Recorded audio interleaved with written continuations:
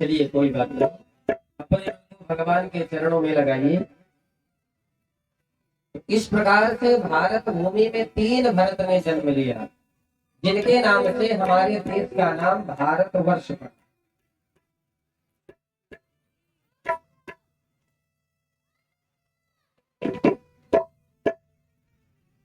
तो ऋषभ देव जी महाराज के 100 पुत्र थे। सबसे बड़े पुत्र का नाम था भरत जी महाराज। ऋषभ देव जी महाराज भरत जी महाराज को राजा बनाया। भरत जी महाराज का विवाह हुआ, इनके 5 पुत्र हुए। भरत जी महाराज अपने सबसे बड़े पुत्र सुमति को राज्य का भार सौंप करके सीधे गंडकी नदी के पास तपश्चर्या करने चले गए, नेपाल। भरत जी महाराज सबको संदेशा देना चाहते हैं, कितना भी धन वैभव से संपन्न हो, परंतु चौथे पद में भगवान का भजन अवश्य ही करना चाहिए, अपना परलोक बनाने के लिए। 50 वर्ष की अवस्था तक खूब आप धन कमाइए, खूब परिवार के साथ रहिए, खूब आमोद प्रमोद करिए, परंतु जैसे ही 51 वर्ष लग जाता है तो बल के संकेत मिलने लगते हैं कि अब थोड़ा घर परिवार से आसक्ति को छोड़ करके भगवान के चरणों में लगाइए। 51, 52 अर्थात बल के संकेत कि 50 वर्ष तक खूब आप परिवार के साथ रहिए, भरण पोषण करिए, सब कुछ करिए, परंतु जैसे ही धीरे धीरे हमारी अवस्था चली जा रही है, उम्र धीरे धीरे, कब करोगे भजन भैया? जब हाथ पैर काम करना बंद कर देंगे तब करोगे। इसलिए होश रहते ही अपने कल्याण का मार्ग प्रशस्त कर लेना चाहिए। खबर नहीं पल की, ए भाई तू बात करे कल की। संतों ने बड़ी सुंदर बात कही। तो भरत जी महाराज गंडकी नदी के किनारे संध्या बंदन कर रहे। एक गर्भणी हिरणी नदी के किनारे आई और जैसे ही पानी पीना प्रारंभ किया, एक सिंह ने जोर से दहाड़ लगाई। गर्भणी ने जैसे ही छलांग लगाई तो उसका गर्भ छूट गया और उस हिरणी का प्राणांत। अब तो उसका नन्हा सा शावक, मृग शावक, भरत जी महाराज ने जब देखा उस मृग शावक को कि इसकी माँ तो मर गई है, अब इस नन्हे से शिशु का पालन पोषण कौन करेगा? दया आ गई, महात्मा है ना। उस मृग शावक को भरत जी महाराज ने छलांग लगाई, नदी से निकाल करके अपने आश्रम ले आए। आश्रम जब ले आए तो भरत जी महाराज उस मृग शावक में इतना आनंदित हो गए उसकी सेवा करने में कि धीरे धीरे भरत जी महाराज का भजन कम होता है। अब भजन में मन कम लगने लगा, उस मृग शावक में ज्यादा लगने लगा।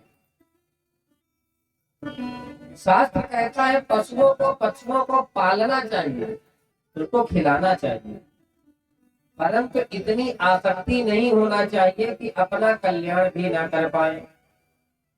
आजकल घर में लोग कुत्ते पालते हैं।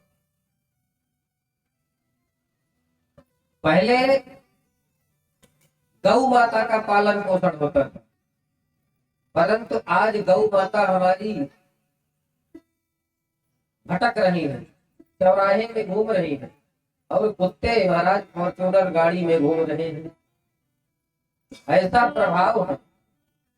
लेकिन शास्त्र कहता है जिस घर में कुत्ता पाला जाता है उस घर के हविष्यान्न को ना तो कभी देवता ग्रहण करते हैं और ना ही उस घर में कभी पितर तृप्त होते हैं। कुत्ते को आप रोटी दीजिए वो ठीक है, कुत्ते की आप खूब सेवा कर दीजिए वो ठीक है, लेकिन कुत्ता पूरे घर में घूम रहा है, बिस्तर में बैठ रहा है, अशुद्ध होता है। इसलिए जीवन भर जो व्यक्ति जिसका संग करता है मरते समय अंत में उसी का चिंतन आता है, कहते हैं ना। तो भरत जी महाराज उस मृग शावक के मोह में इतना लीन हो गए कि भरत जी महाराज का भजन छूट गया। एक दिन भरत जी महाराज किसी कारणवश कहीं चले गए, मृग शावक आश्रम में बैठा था। मृग शावक ने एक दिन उसी दिन जंगल में मृग के झुंडों को देखा, अपने जैसा, उन्हीं के साथ जंगल चला गया। इधर जब भरत जी महाराज वापस लौटे, भरत जी महाराज ने देखा मृग शावक तो है ही नहीं भाई। अब तो उस मृग शावक के वियोग में भरत जी महाराज इतना रोए, इतना तड़पे, ढूंढ रहे हैं, पागलों की तरह दीवाने बने। जिस प्रकार प्रभु श्री राम जानकी की खोज में हे खगमृग हे मधुकर श्रेणी, उसी प्रकार भरत जी महाराज सूर्य और चंद्रमा से पूछ रहे हैं, बताओ उस मृग शावक को आपने देखा है क्या? परंतु जब कहीं नहीं मिला तो भरत जी महाराज इतना रोए कि उस मृग शावक के वियोग में ही अपने प्राण को छोड़ दिया।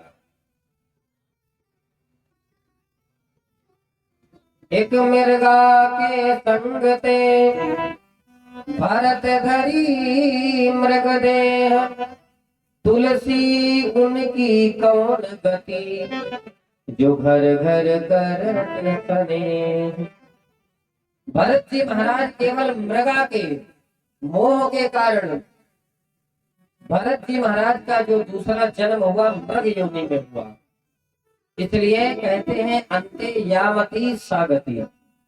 अंतिम समय जिसका चिंतन करते हुए प्राण को छोड़ता है मनुष्य, उसी की योनि प्राप्त होती है। इसलिए अंतिम समय प्रयास करना चाहिए, भगवान का नाम लेना चाहिए, सत्संग सुनना चाहिए। लेकिन जब तक भगवान की कृपा नहीं होती,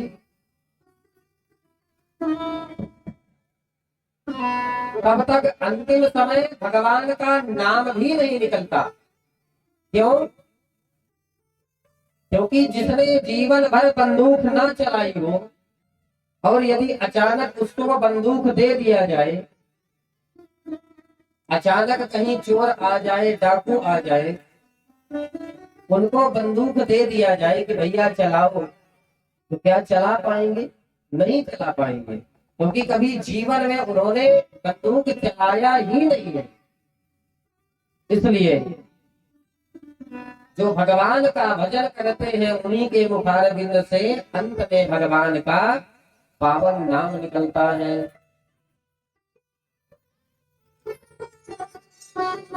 तो भरत जी महाराज का प्राणांत हुआ और दूसरा जन्म मृग के रूप में हुआ। अब मृग का शरीर जब छूटा तो तीसरा जन्म भरत जी महाराज का हुआ ब्राह्मण देवता के घर में। इस बार भरत जी महाराज ने संकल्प लिया कि इस बार केवल और केवल हमें भगवान का भजन करना, हमें संसार की माया में फंसना ही नहीं। भरत जी महाराज पागलों जैसे रहते थे। भरत जी महाराज कई भाई थे, ब्राह्मण के घर में इनका जन्म हुआ, अंगिरा गोत्री ब्राह्मण। पिताजी भरत जी महाराज से रोज कहते, बेटा ब्राह्मण के बालक हो, कम से कम कुछ पूजा पाठ कराना सीख जाओगे तो अपनी जीविका चल जाएगी। एक दिन पिताजी भरत जी महाराज को बैठा करके 108 बार गायत्री मंत्र का जप करवाया कि बेटा इस मंत्र को याद कर लो। जब पिताजी ने कहा बेटा मंत्र सुनाओ, तो भरत जी महाराज मुस्कुराते हुए बोले, पिताजी जब से आप मुझे गायत्री मंत्र को सुना रहे हैं, मैं देख रहा हूँ इस दिल में 108 पीटियां घुस गई। आप तो पिताजी को इतना क्रोध आया कि दुष्ट, मैं तुझे गायत्री मंत्र को याद करा रहा हूँ और तुम चीटियां गिन रहे हो। महामूढ़ बुद्धि के हो, जड़ बुद्धि है तुम्हारी। और उस दिन से भरत जी महाराज का नाम हो गया जड़ भरत। अब तो भरत जी महाराज प्रसन्न हो गए कि भाई अब तो पागलपन की मोहर भी लग गई, अब तो हमें कोई भी परेशान करने वाला नहीं है। परंतु कालांतर में पिताजी का प्राणांत हो गया, माता पिता चले गए। अब तो भरत जी महाराज घर में अपने भैया भाभी के साथ रहने लगे। भैया भाभी भरत जी महाराज से द्वेष करने लगे, ईर्ष्या करने लगी भाभी कि दिन भर घर में पड़ा रहता है, भोजन करता है, काम धाम तो कुछ करता ही नहीं। एक दिन भैया ने भरत जी महाराज से कहा कि जाओ, दिन भर घर में बैठे रहते हो, कम से कम जाओ खेत में चिड़िया देखना, पशु देखना। अब भरत जी महाराज को बैठा गए खेत में देखना, चिड़िया दाना चुगने ना पाए, पशु आने ना पाए। अब भाई तो चले आए, लेकिन भरत जी महाराज ने जब चहचहाते हुए चिड़िया को देखा, आनंदित हो गए। वाह, सुंदर गौ माता का दर्शन किया। भरत जी महाराज ने सोचा राम राम, बताइए इनके पास तो घर है नहीं, कहाँ से भोजन पाते होंगे। भरत जी महाराज परम दयालु हैं। भरत जी महाराज सभी चिड़ियों का आवाहन करने लगे। राम जी की चिड़िया, राम जी को खेत खाओ, चिड़िया भर भर के खाओ, सब लोग पाओ। अब तो जब भाइयों ने देखा,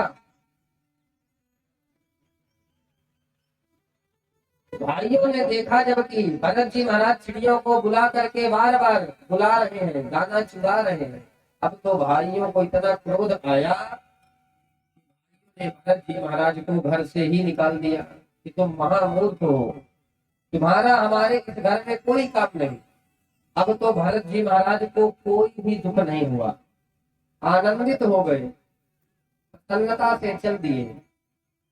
जंगल की ओर जा रहे थे कि रास्ते में डकैत मिल गए। एक सरदार ने मन्नत मानी थी, यदि मेरे पुत्र होगा तो मैं काली माता के मंदिर में नर बलि चढ़ाऊंगा। अब डकैत ढूंढ रहे थे जंगल में, तो यही स्वामी जी मिल गए। अब तो डकैत इनको पकड़ करके ले गए। भरत जी महाराज को कोई डर नहीं लगा, कोई दुख नहीं हुआ। भरत जी महाराज को नहलाया धुलाया, चकाचक मालपुआ रबड़ी खिलाया, भरत जी महाराज आनंदित हुए। जैसे ही भरत जी महाराज को काली माँ के मंदिर में ले जाकर के बलि देना चाहा, उठाया तलवार, काली माँ का हृदय कांप गया, क्योंकि माँ है ना, और भगवान के भक्त की बलि कैसे स्वीकार कर सकती है। काली माँ को बहुत दया आई और काली माता प्रकट हो गई। जैसे ही तलवार उठाया मारने के लिए, सहसोचटाट शैव देवी भद्रकाली माता प्रकट हो गई और प्रकट हो करके सारे डाकुओं की गर्दन उड़ा दिया। बोली भद्रकाली माता की जय। अब भरत जी महाराज को ना तो कोई शोक हो रहा है, ना तो कोई प्रसन्नता। फिर से अलमस्त महात्मा की तरह भरत जी महाराज चल दिए। जब चल दिए तो सिंधु सौवीर देश का राजा रहुगढ़ कपिल मुनि के आश्रम में सत्संग करने जा रहा था, पालकी में बैठ करके। 4 कहार थे। एक कहार किसी कारणवश रास्ते में बीमार हो गया। अब क्या हुआ, तो रास्ते में यही श्रीमान जी मिल गए और कहार ने कहा, भैया एक तरफ पालकी आप भी पकड़ लीजिए। अब तो भरत जी महाराज पालकी पकड़ लिए, लेकिन जब चलने लगे पालकी पकड़ करके, तो जैसे ही भरत जी महाराज के सामने कोई चींटा दिखता तो भरत जी महाराज छलांग लगा देते कि हमारा पैर इनके ऊपर ना रख जाए, क्योंकि पाप हो जाएगा। अब पालकी ढोने वाला यदि छलांग लगाएगा तो सोचिए जो पालकी में बैठा होगा वो क्या होगा उसका। जैसे ही भरत जी महाराज ने छलांग लगाई कि रहुगढ़ की खोपड़ी पालकी में चट। अब तो रहुगढ़ को बड़ा क्रोध आया, अरे मूर्ख कहारो, तुम्हें तो पालकी ढोना भी नहीं आता, अब क्या किया जाए। कहारों ने, तीनों लोगों ने कहा, महाराज अयम अधुनैव नियुक्तोपि न द्रुतम व्रजति। अर्थात महाराज हम तीनों गड़बड़ नहीं कर रहे, जो नया नया कहार लगा है यही गड़बड़ कर रहा है। रहुगढ़ पालकी के बाहर से झांक करके देखा, भरत जी महाराज को देखा, व्यंग करने लगा, अरे ये श्रीमान जी हैं, कितने दुबले पतले, राम राम, जैसे कई दिनों से भोजन ही ना किया हो। लेकिन भरत जी महाराज मोटे ताजे थे, स्वस्थ थे, लेकिन रहुगढ़ व्यंग कर रहा है। अब तो पुनः जब आगे बढ़े तो फिर से एक चींटी आई और भरत जी महाराज छलांग लगा दिए। अब रहुगढ़ की खोपड़ी फिर चट्ट से बोली। अब तो रहुगढ़ क्रोध में भर करके बोला, तुम्हें दंड दूंगा, तत्सृजते करोमि चिकित्साम दंड दीवा। अरे मूर्ख, तुम्हें पालकी धोना नहीं आता, तुम्हें वो दंड दूंगा कि तुम्हें जीवन भर याद रहेगा। अब तो भरत जी महाराज ने सोचा, ये कैसा भी हो, पापी हो पुण्यात्मा हो, लेकिन जिसका भार संत अपने कंधे पर उठा लेता है, यदि उसकी मृत्यु हो गई, यदि वह नरक चला गया, तो ये तो संतों की बदनामी हो जाएगी ना। क्योंकि कैसा भी पतित प्राणी हो, जो भगवान की और संत की शरण में आ जाता है तो उसका तो कल्याण ही हो जाता है। तो आज भरत जी महाराज पहली बार अपने जीवन में बोले राजन, तुम किसे दंड देने की बात कर रहे हो? अरे ये मरता तो शरीर है, आत्मा तो अजर अमर अविनाशी तत्व है। जब इतनी ज्ञान की बातें सुना राजा रघुगढ़ आश्चर्यचकित हो गया कि भाई ये पालकी धोने वाला कहार और इतना ज्ञान। जैसे ही पालकी के अंदर से झांक करके देखा तो भरत जी महाराज की तरफ जब देखा तो सर में शिखा और कांधे पर जनेऊ। रघुगढ़ एक ही क्षण में समझ गया कि भाई हो ना हो ये कोई ब्राह्मण देवता है। अब तो पालकी से कूद पड़ा और ब्राह्मण देवता के चरणों में गिर पड़ा और रघुगढ़ कहने लगा, त्वयोदितं व्याप्तमवेत्रलब्धम् भरतो समे स्याद्यदि वीरभारः गन्तुर्यदि स्यादधिगम्यमध्वा पीवेति रासौ न विदां प्रभातः। अरे ब्राह्मण देवता, मैं आपको समझ नहीं पाया, मुझे क्षमा करें, आप तो ब्राह्मण देवता हैं। अब भरत जी महाराज ने कहा कि चिंता मत करो, है तो हम ब्राह्मण लेकिन खतरनाक ब्राह्मण नहीं है। बोले महाराज, मैं कष्टम निगूढ़ द्विजानां बिभर्षि सूत्रम कतमो वधूतः। महाराज आप कौन हैं? आप किस कुल से हैं? क्योंकि मैं इंद्र कोली समम शूल विशाल, मैं देवराज इंद्र के वज्र से भी नहीं डरता। एक बार मैं भोले बाबा के त्रिशूल से भी सामना कर सकता हूँ, भगवान श्री हरि के सुदर्शन चक्र से भी मैं एक बार सामना कर सकता हूँ, परंतु डरता किससे हूँ? भोले ब्राह्मण से डरता हूँ। क्यों? क्योंकि विप्र श्राप अति घोर। दंडक राजा थे, एक ब्राह्मण देवता की पुत्री की ओर दृष्टि डाला और ब्राह्मण देवता ने दंडक राजा को श्राप दे दिया, तो दंडक राजा अपने परिकर के सहित सर्वनाश हो गया, उनका बन गया दंडकारण्य, जिसको हम दंडकारण्य के नाम से जानते हैं। इस अरण्य में मर्यादा पुरुषोत्तम भगवान श्री राम ने भ्रमण किया। दंडक बन पुनीत प्रभु करे। पहले एक राज्य था, दंडक नाम के राजा थे, परंतु ब्राह्मण के श्राप से समूल विनाश हो गया। तो बोले मैं ब्राह्मण के श्राप से डरता हूं। बोले बिल्कुल मत डरिए, हम क्रोधी ब्राह्मण नहीं है। अब रघुगढ़ ने पूछा, महाराज अभी आप कह रहे थे कि जब कोई हमें दंड देता है तो शरीर को कष्ट होता है, आत्मा को कष्ट नहीं होता। आत्मा तो अजर अमर अविनाशी। मान लीजिए हमें कोई थप्पड़ मारा तो हमारे शरीर को कष्ट होगा, लेकिन आत्मा को कष्ट क्यों नहीं होगा? रहुगण तर्क देता है, ऐसे समझो आपने बटलोई में पानी भर करके चूल्हे में रखा, पहले बटलोई गर्म होगी, फिर धीरे धीरे पानी गर्म होगा, फिर उसमें जब चावल डालेंगे उसी के भाप से भात सिद्ध होगा। इसी प्रकार यह शरीर है, जब हमें कोई कष्ट देगा तो हमारी आत्मा में भी तो कष्ट होगा। भरत जी महाराज मुस्कुराते हुए बोले, राजन ज्ञानियों की बात तो आप बहुत कर रहे हैं, क्यों? क्योंकि थोड़ा थोड़ा ज्ञानियों के पास बैठ करके सत्संग कर लिया, तो आप सत्संगी जैसे बातें कर रहे हैं, लेकिन हो तो आप महामूर्ख।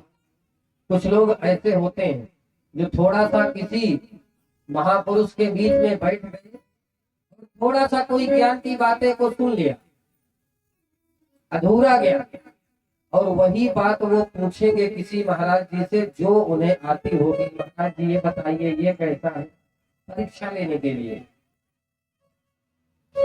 तो वही काम आज राजा रहुगण कर रहे हैं। आज भरत जी महाराज ने समझाया, राजन यदि कोई तर्क देने लगे कि हमने आकाश को मुट्ठी में कैद कर लिया, बताइए आकाश को कोई मुट्ठी में कैद कर सकता है? यदि कोई कहे हमने आकाश को अपने चुल्लू में जल लेकर के सींच दिया पूरे आकाश को, क्या कोई आकाश का चिंतन कर सकता है?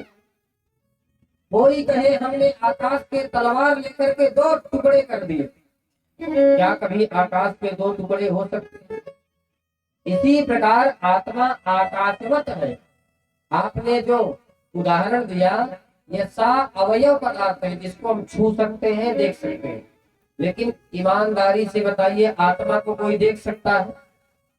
आत्मा को कोई छू सकता है? श्रुति भगवती कहती है आत्मा का स्वरूप कैसा? बोले बालाग्र सतभागश्च सतधा कल्पितस्य, अर्थात बाल के नोक को आप समझते हैं, एक बाल, उसकी नोक के 100 टुकड़े कर दीजिए, भी आपको नहीं दिखेगा।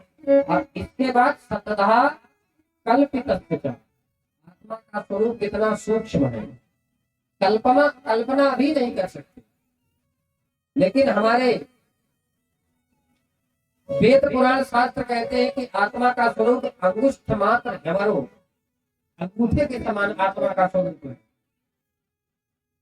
इस प्रकार से जब राजा रघुगण को ज्ञान दिया कि राजन तुम तो अभी केवल राजा हो एक देश के, हम तो चक्रवर्ती सम्राट थे पूर्व जन्म में, हमारे ही नाम से भारत देश का नाम भारतवर्ष पड़ा। अब तो राजा रघुगण का अभिमान नष्ट हो गया और रघुगण का उद्धार हो गया। राजा परीक्षित श्री सुखदेव महाप्रभु से प्रश्न करते हैं, महाराज थोड़ा हमें भूगोल खगोल के बारे में समझाइए। बोले पृथ्वी पर 7 समुद्र हैं और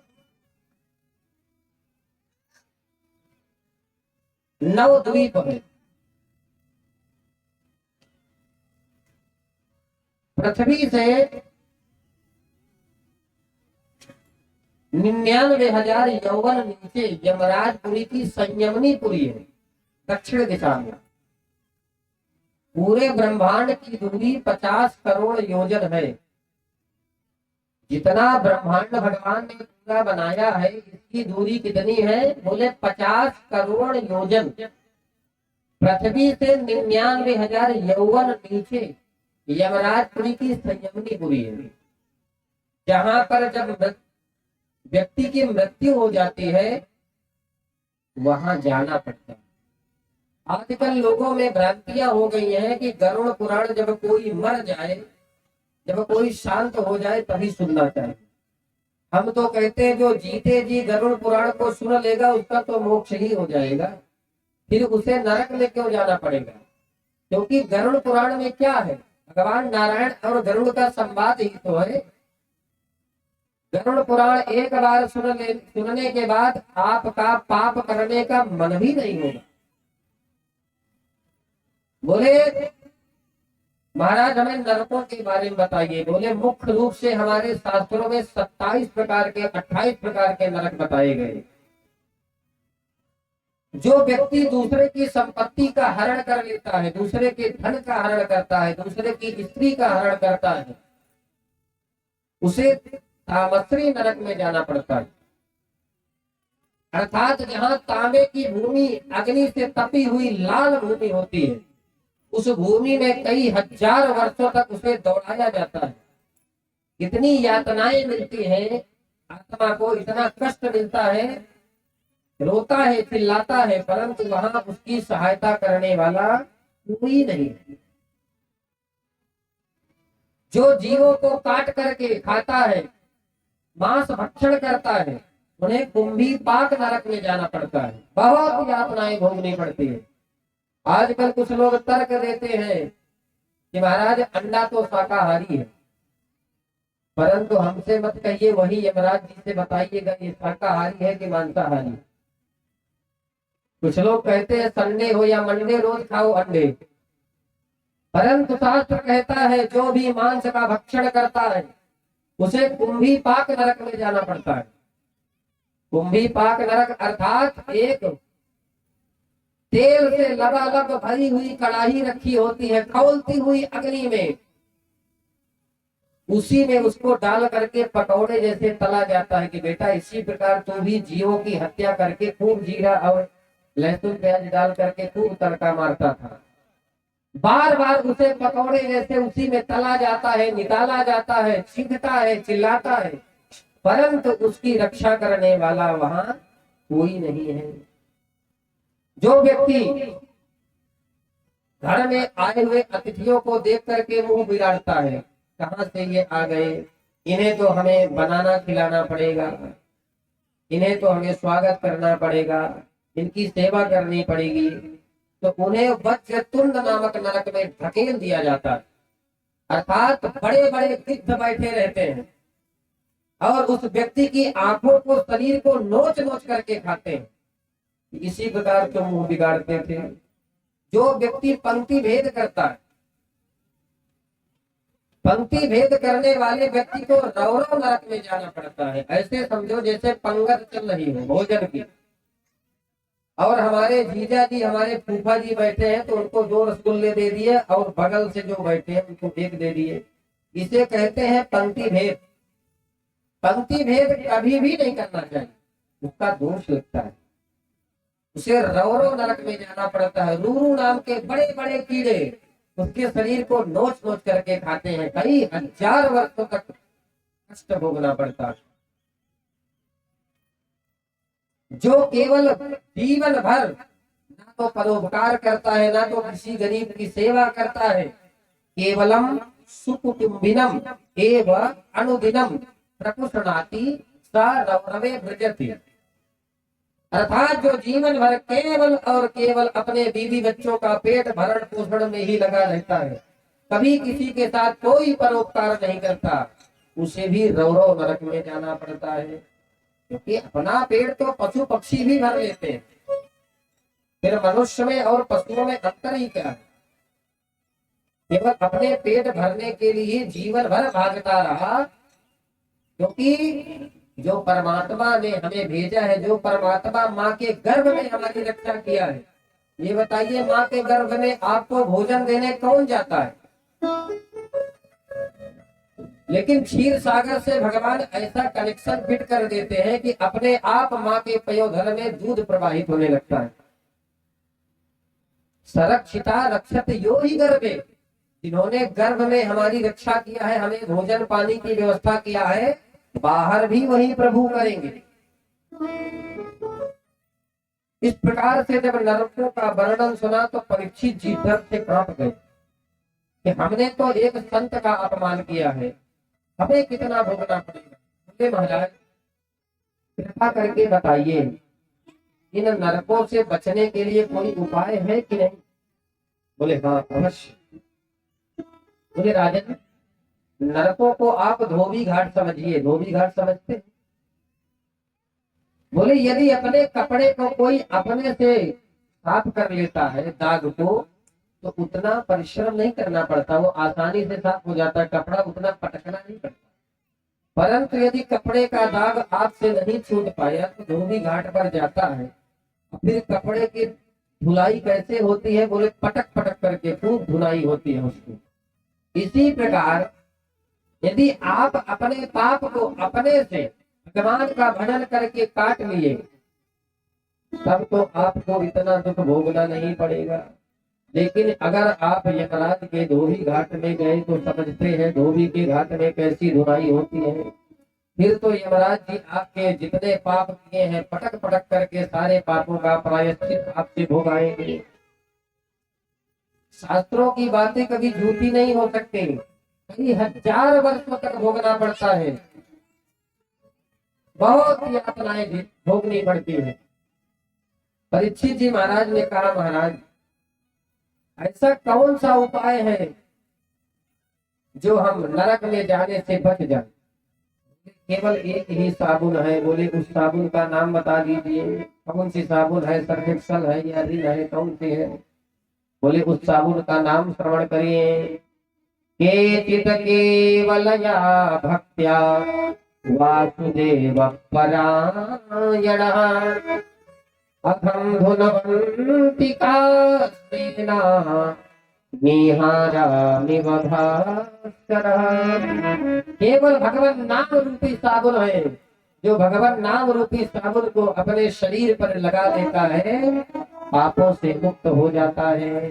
जिस प्रकार भुवन भास्कर के उदित होते ही अंधकार नष्ट हो जाता है, रात्रि का अंधकार कितना भी भयंकर हो, लेकिन जैसे ही भुवन भास्कर आते हैं अंधकार दूर हो जाता है या नहीं? इसी प्रकार हमारे कैसे भी पाप हो, छोटे बड़े, लेकिन भगवान के नाम में वो शक्ति है कि भगवान का भजन करने से हमारे सारे पाप भस्म हो जाते हैं।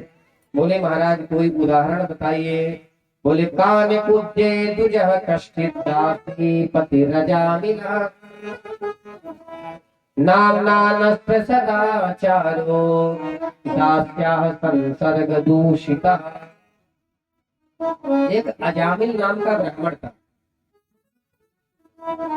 भगवान का बड़ा भक्त था, परंतु एक दिन पिताजी के हवन करने के लिए जंगल में लकड़ी लेने गया और एक वैश्या को देख लिया संसर्ग करते। कहते हैं ना, जैसा देखोगे चित्र वैसा होगा चरित्र।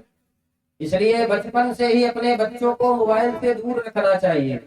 आजकल मोबाइल में एड में ना जाने क्या क्या दिखाते हैं, और बच्चा जब बचपन से ऐसे चित्र को देखेगा तो अपने बच्चों से फिर उम्मीद मत करिए कि आपका बच्चा बड़ा होकर के संस्कारवान होगा।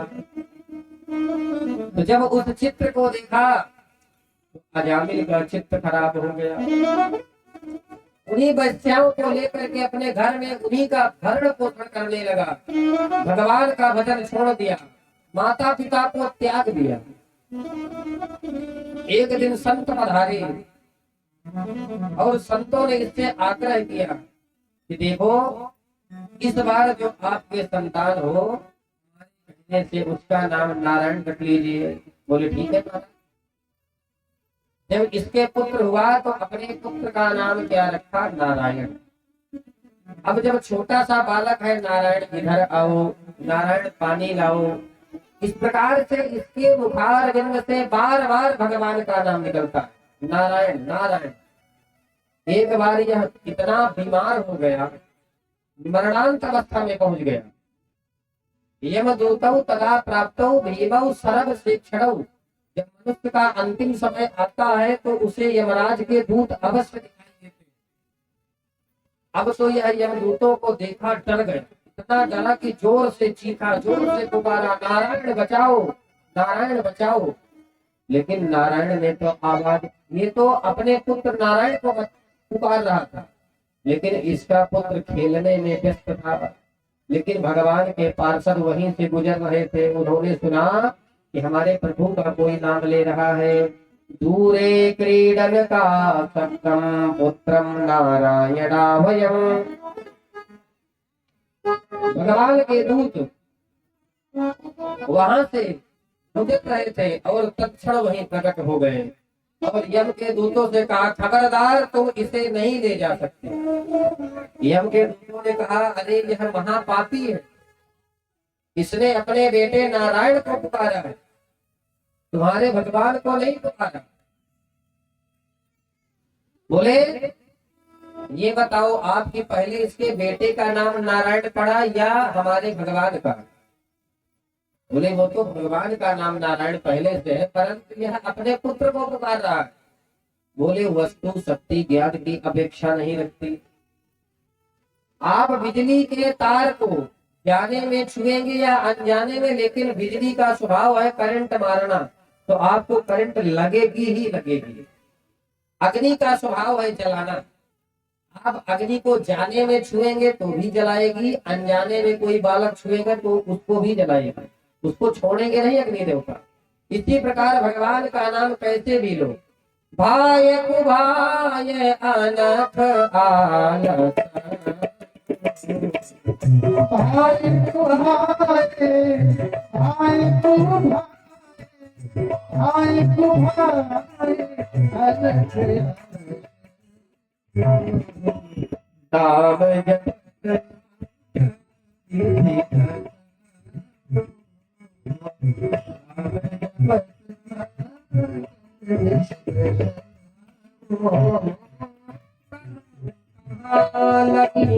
नाम बड़ाई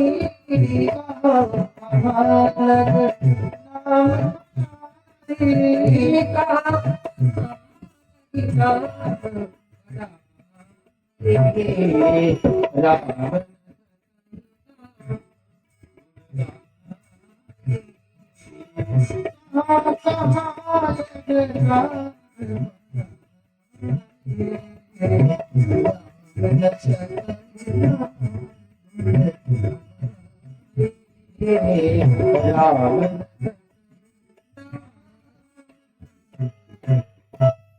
भगवान का नाम भाव से लीजिए, कुभाव से लीजिए। सांकेत्यम परिहास्यम वास्तोभम हेलन एव च, वैकुंठ नाम गृहणा मते साधनं विदु। भगवान का नाम संकेत से ले जाए, देखो नारायण को जा रहा है तो भी भगवान के नाम का लेने का फल मिलेगा। परिहास्यम चाहे राम कह करके हंसो तो भी आपको भगवान का नाम लेने का पुण्य मिलेगा। भगवान का नाम कैसे भी लिया जाए। आजकल तो लोग इतने पढ़े लिखे हो चुके हैं महाराज, 21वीं सदी के, जब जमुहाई आती है तो कहते हैं सौरी। अरे हमारे शास्त्रों में तो कहते हैं जमुहाई भी आए तो भी भगवान का नाम लेना चाहिए। राम नाम कहीं जे जमुहाई, तिन्हई न पाप पुण्य समाई। अर्थात सोते बैठते उठते जागते सोवत जागत शरण तुम्हारी। भगवान का नाम निकलना चाहिए, हमारे पाप नष्ट होते हैं। बोले महाराज आप हमें इसका कोई उदाहरण दीजिए कि क्या वास्तविक में भगवान का नाम किसी ने कुभाव से, क्रोध में, भाव से किसी ने जपा है? बोले हाँ। बोले भाव सहित शंकर जप्यो, जपि कुभाव मुनि भाल, कुंभकर्ण आलस जप्यो, अनथ जप्यो दस भाल। भगवान का नाम भाव से किसने लिया? बोले भाव सहित शंकर जप्यो। भगवान बोले बाबा भगवान का नाम भाव से लेते, तो क्या किसी ने कुभाव से भी भगवान का नाम जपा? बोले हाँ, वाल्मीकि जी। उल्टा नाम जपत जग जाना, वाल्मीकि ब्रह्म समान। तो बोले आलस में आकर के किसी ने भगवान का नाम लिया क्या? बोले हाँ, कुंभकर्ण। चकाचक 6 महीने सोता था, एक दिन उठता था और चकाचक मालपुआ रबड़ी छानता था, और एक बार भगवान का नाम राम लेकर के फिर 6 महीने तक विश्राम करता था। आलस में ही भगवान का नाम जपा, परंतु कुंभकर्ण का भी कल्याण हो गया। तो क्या किसी ने क्रोध में भी भगवान का नाम जपा है? बोले हाँ, अनख जप्यो दस भाल। रावण ने क्रोध में अंतिम समय में भगवान का नाम लिया। जब अंतिम समय आया तो गरजे मरत घोर रव भारी, कहाँ राम रण तो बचा लिया, आज राम को मैं मार डालूंगा। क्रोध में ही सही, लेकिन अंतिम समय भगवान का नाम ले लिया, रावण का भी परम उद्धार हो गया। इसलिए कहते हैं भगवान के नाम में वो शक्ति है नामस्थ, यावतिर शक्ति पाप निधरणे हरे, तावत कर्तुम न शक्नोति पातको पातकी जना। अर्थात एक पापी में उतना सामर्थ्य नहीं है जो इतना पाप कर सके, लेकिन इतनी सामर्थ्य भगवान के नाम में है कि जितना बड़ा पापी हो भगवान का नाम ले लेता है उसके सारे पाप नष्ट हो जाते हैं। अब तो अजामिल यह दृश्य देख रहा था, यम के दूतों को भगवान के पार्षदों ने पीट करके भगा दिया, भागो यहाँ से, ये भगवान का भक्त है, तुम इसे नहीं ले जा सकते। अब जब यम के दूत गए यमराज के पास और यम पास को फेंक दिया सामने, बोले महाराज नहीं करनी आपके यहाँ हमें नौकरी। यमराज जी ने कहा क्या हो गया भाई? बोले अजामिल के प्राण लेने गए थे। तो क्या हुआ? बोले वो तो नारायण अपने बेटे को पुकार रहा था, लेकिन चार चार चमकीले वाले आए भगवान के पार्षद और हमें पीट करके भगा दिया। यमराज ने कहा क्या नाम ले रहा था? अजामिल बोले नारायण का नाम ले रहा था। यमराज ने मुंह पर हाथ रख दिया, खबरदार इस नाम को यमपुरी में आज के बाद दोबारा मत निकालना। क्यों? बोले भगवान का इतना पवित्र नाम है कि जितने नरकवासी नरक भोग रहे हैं, एक बार इनके कानों में धोखे से भी भगवान का नाम पड़ गया तो हमारी सारा व्यापार धंधा चौपट हो जाएगा, हमारी दुकान बंद हो जाएगी। पेट्रोल पंप में माचिस जलाना खतरे से खाली नहीं होता। इसीलिए यमराज की संयमनीपुरी में भगवान का नाम भूल कर भी मत लेना। बोले क्यों?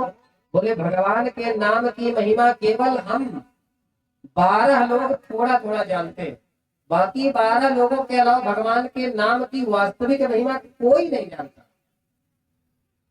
बोले ये बताइए महाराज कि किसको लाया जाए किसको ना लाया जाए?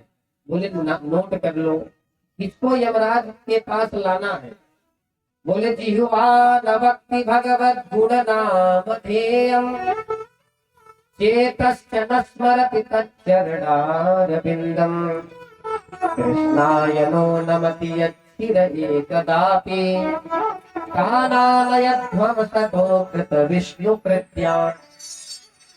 किसको लाना है यमराजपुरी की संयमनीपुरी में नरक को भोगने के लिए? बोले नोट करो, जिह्वा न भक्ति भगवत गुण नाम ध्येयम्, जिसकी जिह्वा से भगवान का पावन नाम ना निकलता हो।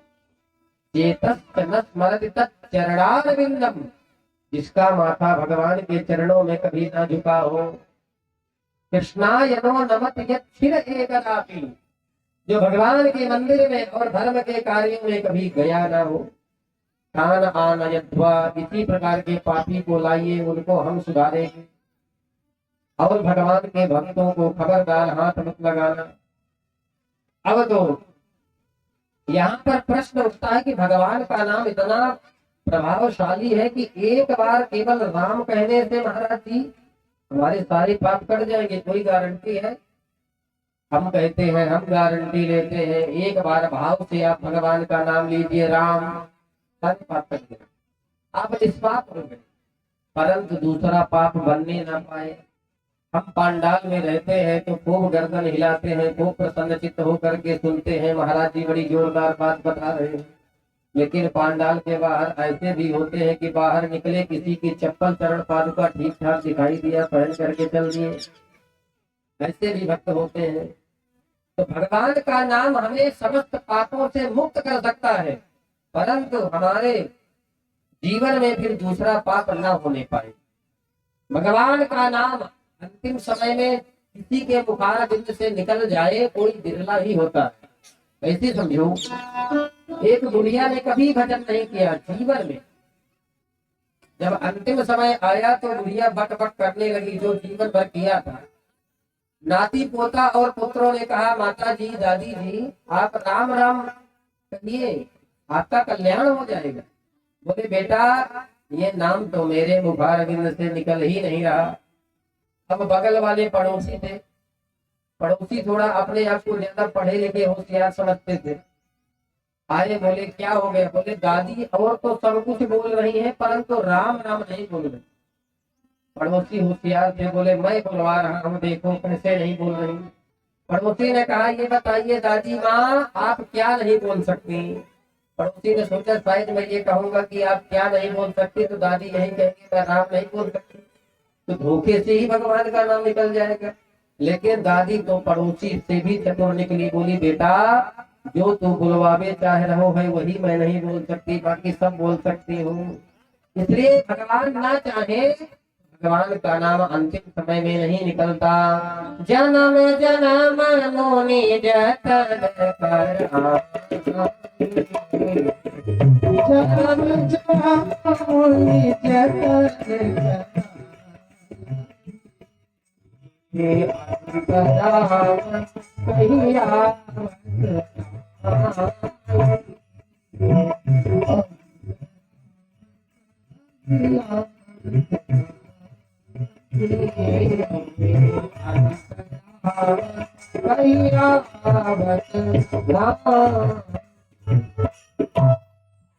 यदि आप भजन भगवान का नहीं किए तो अंतिम समय में भगवान का नाम निकलना कि जीवन भर जो मनुष्य करता है वही निकलता है।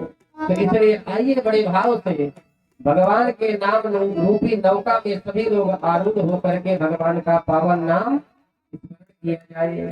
केवल भगवान का नाम ही हमें भव सागर से पार कर सकता है। अरे हो ही गए भव से पार लेकर नाम तेरा,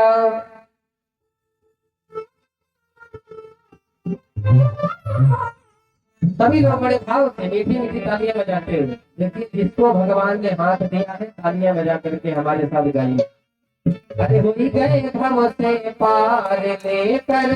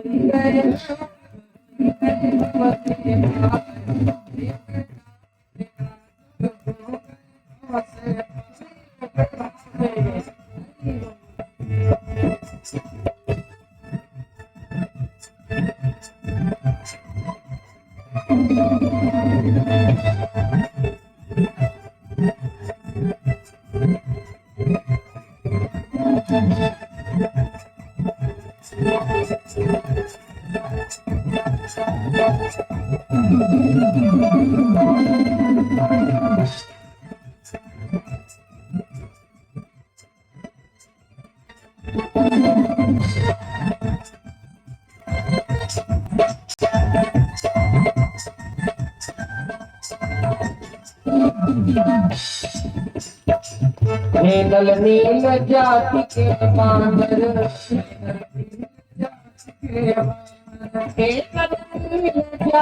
के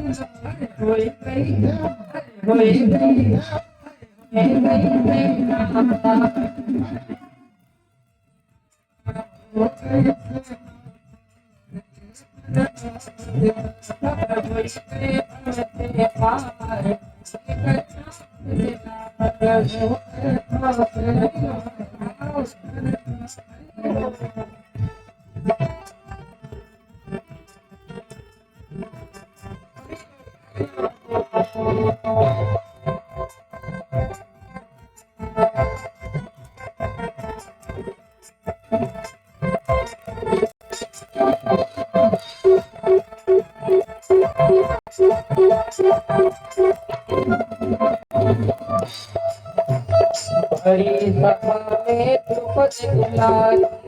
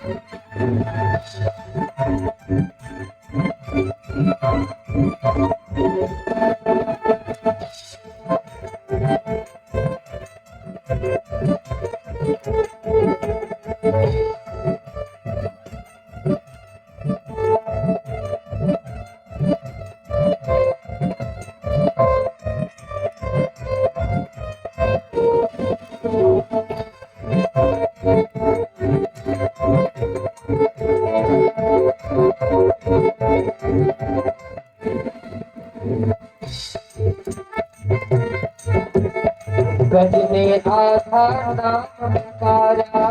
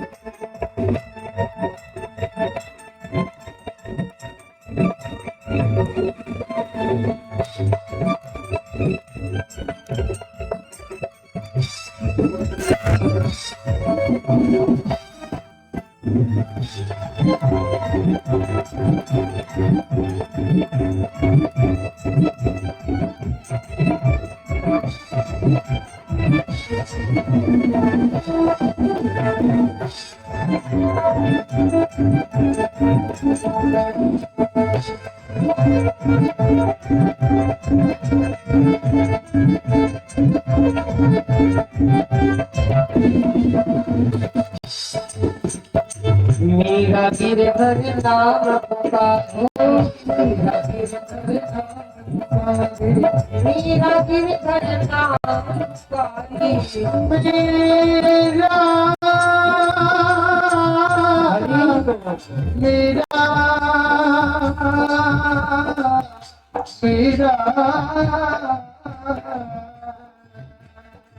मेरा गिरधर नाम पुकारे, अमृत कर दिया मुरारी, अमृत कर दिया मुरारी, अमृत कर दिया मुरारी, अमृत कर दिया मुरारी, महिमा महिमा महिमा नाम मेरा, एक नाम तेरा, कोई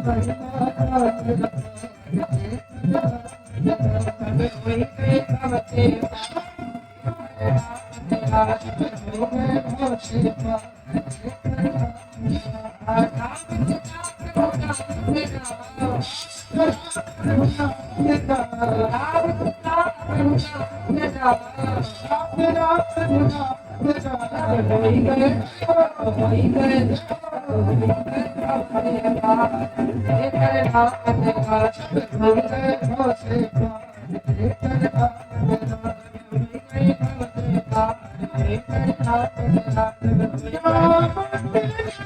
Yeah.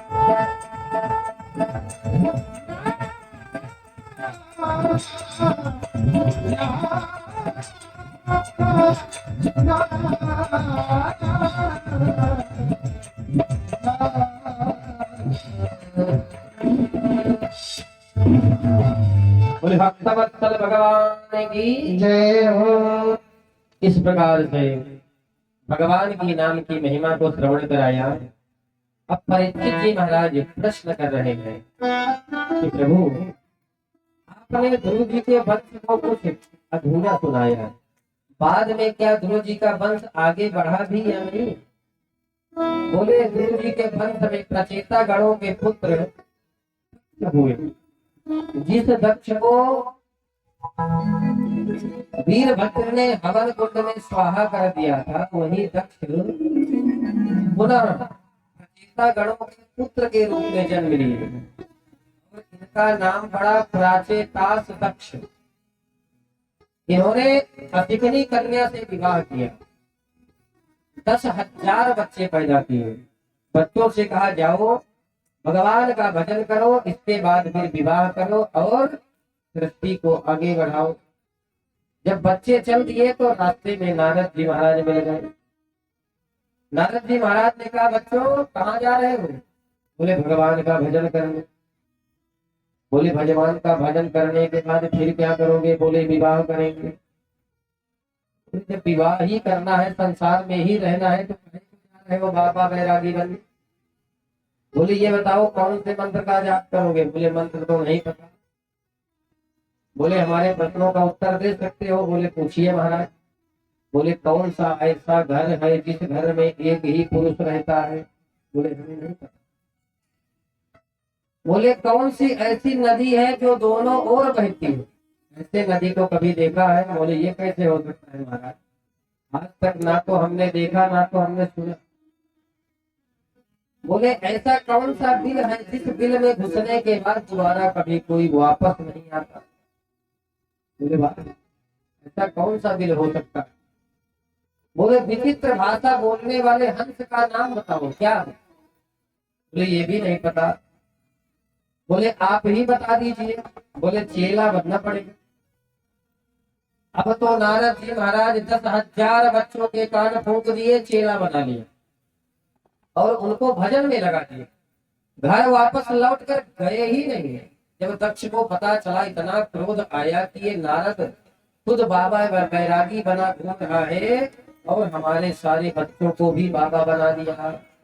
इस बार पुनः दक्ष ने 1,000 बच्चों को पैदा किया। बच्चों से कहा जाओ भगवान का भजन करो, विवाह करो, इसके बाद फिर बच्चे पैदा करो, सृष्टि को आगे बढ़ाओ। फिर 1,000 बच्चे चल दिए। नारद जी महाराज पुनः रास्ते में मिल गए। नारायण नारायण। बोले बच्चों कहाँ जा रहे हो? फिर से नारद जी महाराज उन्हीं कूट प्रश्नों में उलझा दिया। बोले बच्चों बताओ कौन सा ऐसा घर है जिस घर में एक ही पुरुष रहता है? बोले महाराज हमें नहीं पता। बोले पहले हमारे चेला बन जाओ तब आपको बताए। नारद जी महाराज 1,000 बच्चों को फिर से बाबा बैरागी बना दिए, चेला बना लिए। बोले ऐसा कौन सा घर है जिस घर में एक ही पुरुष रहता है? बोले वो है मनुष्य का शरीर। उस शरीर में कौन सा पुरुष रहता है? बोले आत्मा रूपी परमात्मा ही हर शरीर में विद्यमान है। यदि इस शरीर कितना भी सुंदर हो, परंतु यदि आत्मा निकल जाए तो शरीर भी मिट्टी हो जाए। कितना भी सुंदर शरीर हो, यदि आत्मा निकल जाए तो शरीर 24 घंटों के बाद सड़ने लगता, दुर्गंध आने लगती। तो शरीर थोड़ी सुंदर है। आत्मा रूपी परमात्मा जब तक शरीर में विद्यमान है तब तक शरीर सुंदर है। संत तो कहते हैं कि शरीर में अंदर यदि देखा जाए तो गंदगी ही गंदगी भरी पड़ी। बताइए शरीर में क्या सुंदर है? इसकी पैकिंग बड़ी जोरदार है। बस ऊपर से पैक कर दिया भगवान ने, इतना सुंदर पैकिंग बना दिया कि ये हमें सुंदर लगता है। परंतु यदि देखा जाए शरीर के अंदर तो गंदगी ही गंदगी है। हाड़ मांस की पेटी चाम में लपेटी, कोई बना बेटा तो कोई बनी बेटी, बस केवल इतना अंतर है। बाकी शरीर में कि क्या है? हड्डियां है, रक्त है, मांस है, मज्जा। नारद जी महाराज ने कहा ऐसा कौन सा बिल है जिस बिल में घुसने के बाद दोबारा कभी वापस नहीं आ सकते? बोले वो बिल है भगवान का परम धाम। यद गत्वा न निवर्तन्ते तद्धामम परमं मम। जो भगवान के परम धाम को प्राप्त हो जाते हैं उन्हें फिर पुनः मृत्यु लोक पर जन्म लेकर के नहीं आना पड़ता, उनका तो मोक्ष ही हो जाता है। बोले दोनों ओर बहने वाली नदी का नाम है भगवान की माया। भगवान की माया सृष्टि का सृजन भी करती है और संहार भी करती है, दोनों काम करती है। विचित्र भाषा बोलने वाले हंस का क्या नाम है? बोले विचित्र भाषा बोलने वाले हंस का नाम है वेद पुराण शास्त्र। शास्त्र कहते कुछ और है, हम समझते कुछ और, क्योंकि वेद पुराण शास्त्रों की भाषा केवल वही समझ सकता है। वेद पुराण उदधि धन साधु, अर्थात वेद पुराण शास्त्र सागर। सागर का जल सीधा आप पीना चाहोगे तो इतना खारा पानी है कि आप पी नहीं सकते।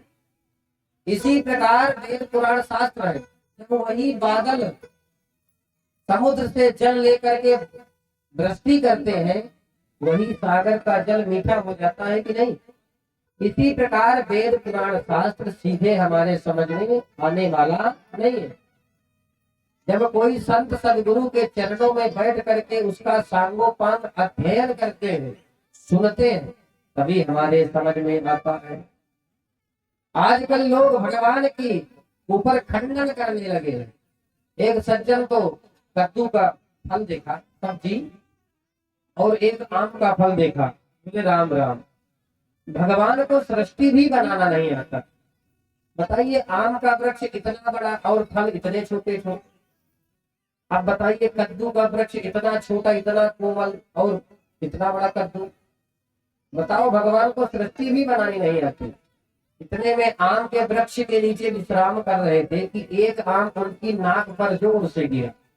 अब जब ऊपर से आम गिरेगा नाक में तो लाल हो गई नाक, इतना जोर से लगा। अब तो व्यक्ति ने सोचा कि राम राम, भला भगवान तो कितने दयालु हैं, कितने कृपालु हैं, कितने परम बुद्धिमान हैं। भगवान जानते थे यदि भगवान आम के वृक्ष के ऊपर कद्दू जैसे फल बना देते तो एक आम के गिरने से इतना दर्द हो रहा है, और यदि कद्दू जैसा फल हमारे ऊपर गिरता तो हमारा तो गोविंदाय नमो नमः। इसलिए भगवान ने संसार में जो बनाया है बहुत समझ करके बनाया है। भगवान की सृष्टि में, भगवान के कारीगरी में कभी संदेह नहीं करना चाहिए। वेद पुराण शास्त्र सागर है। आजकल लोग एक दूसरे से विवाद कर रहे हैं। मनु महाराज ने ऐसा किया, रामायण में ऐसा लिखा, गोस्वामी जी ने ऐसा कह दिया। अरे संतों के कहने का तात्पर्य कुछ और है और उसको हम समझ रहे हैं कुछ और। पहले हमारे भारत देश में जातियां तो थी लेकिन जातिवाद नहीं था, परंतु आजकल के कुछ नेताओं ने हमें आपस में जातिवाद में बांट दिया। परंतु इससे हमारा आपका कुछ फायदा थोड़ी हो रहा है। हम आप तो केवल अपने घर में ही मेहनत करके खा रहे हैं।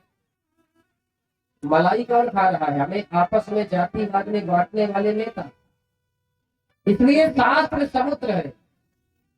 शास्त्रों को समझना साधारण बात नहीं है।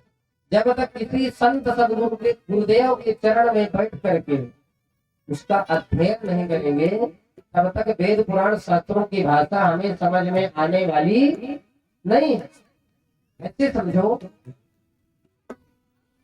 एक गांव में जमींदार साहब रहते थे, बहुत धनवान थे, परंतु उन्हें चावल का माड़ पीने की बड़ी आदत पड़ी थी। गर्मा गर्म चावल का माड़ पीते थे, लेकिन छुप करके पीते थे। एक दिन गणमान्य लोग आए, मीटिंग हो रही थी। सेठानी जी ने क्या किया, चावल का माड़ गर्म करके कठौते में रख दिया और बेटे से कहा जाओ पिताजी को बुला लाओ। अब बेटा जब देखा कि पिताजी मीटिंग में बैठे हैं, यदि गर्मा गर्म चावल का माड़ लेकर के मैं जाऊंगा तो पिताजी मेरी पिटाई कर देंगे कि तू लोगों के सामने चावल का माड़ लेकर के क्यों आ गया, हमारी तो बेइज्जती करवा दिया। लोग हमें कहेंगे इतने बड़े जमींदार साहब होकर चावल का माड़ पी रहे हैं। बेटे ने सोचा कि क्या किया जाए, तो बेटे ने इतना गंभीरता पूर्वक शब्दों को बनाया। बोले पिताजी, भानुपुर से माड़ू गुरु जी आए हैं, कठौते घाट में बैठे हैं, जल्दी से मिल लीजिए नहीं तो शीतलपुर को चले जाएंगे। अब इसका असली अर्थ कौन समझा? बोले सेठ जी। जो लोग उनके पास बैठे थे उन्होंने सोचा धानुपुर नाम का कोई गांव हो, माड़ूपुर नाम के कोई व्यक्ति होंगे, कठौता कोई घाट होगा, बैठे होंगे, जल्दी से मिल लेंगे नहीं तो वो शीतलपुर गांव को चले जाएंगे। परंतु इसका असली अर्थ सेठ जी समझ पाए कि धानुपुर से माधोपुर जी आए हैं, अर्थात धान से उत्पन्न चावल का माड़ कठौता में रखा हुआ है, जल्दी से पी लीजिए नहीं तो शीतलपुर हो जाएगा। इसी प्रकार वेद पुराण शास्त्र है, वेद कहते कुछ और है, समझते कुछ और है। इस प्रकार से आगे जब दक्ष को पता चला कि हमारे पुत्रों को पुनः बैरागी बना दिया नारद जी ने, रास्ते में एक दिन नारद जी मिल गए। इतनी गालियां दिया नारद जी महाराज को, कहो असाधु साधु साधु लिंगे नत्वया, अरे भिखारी भिखमंगे नारद, जिस प्रकार तू गली गली भटक रहा है, हमारे पुत्रों को भी बाबा बना दिया। जा, मैं तुझे श्राप देता हूँ, आज से तेरा पैर एक जगह कभी भी नहीं टिकेगा, आज से तू घूमता ही रहेगा। तस्मान लोके सुते मूढ़ा न भवेद भ्रमतः फलम। नारद जी महाराज प्रसन्न हो गए कि संत को रमता जोगी बहता पानी ज्यादा अच्छा होता है। जब तक जल प्रवाहित होता है नदी में तब तक ज्यादा पवित्र रहता है, जब जल गड्ढे में भर जाता है तो वो दूषित हो जाता है। इसी प्रकार संत महापुरुषों को एक जगह नहीं टिकना चाहिए, नहीं तो मोह भी हो सकता है, प्रेम भी हो सकता है। इसलिए संत को रमते जोगी रहना चाहिए। इस प्रकार से कश्यप महर्षि की जो पत्नी है दिति, देवताओं की माता अदिति है और दैत्यों की माता दिति है। तो दैत्यों की माता दिति के गर्भ से एक कन्या ने जन्म लिया जिसका नाम था रचना देवी। रचना देवी का विवाह तुष्टा महर्षि के साथ कर दिया उन्होंने। इनके दो पुत्र हुए, विश्वरूप और सन्निवेश। यह तीन मुख वाला विश्वरूप बड़ा ब्रह्मज्ञानी निकला भाई। एक बार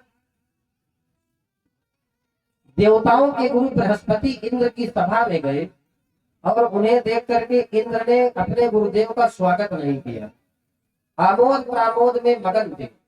इतना क्रोध आया बृहस्पति जी को कि देवताओं के स्वर्ग को छोड़ करके रुष्ट होकर के चले गए। जब पता चला अब गुरु किसे बनाया जाए, क्योंकि कबीरा हरि के रूठ थे गुरु के शरणे जाए। यदि हमसे भगवान रूठ जाए तो गुरुदेव भगवान हमें मार्ग दिखा सकते हैं, लेकिन जिससे गुरुदेव ही रूठ जाए तो भगवान भी उसकी सहायता नहीं करते। कह कबीर गुरु रूठ थे तो हरि नहीं हो।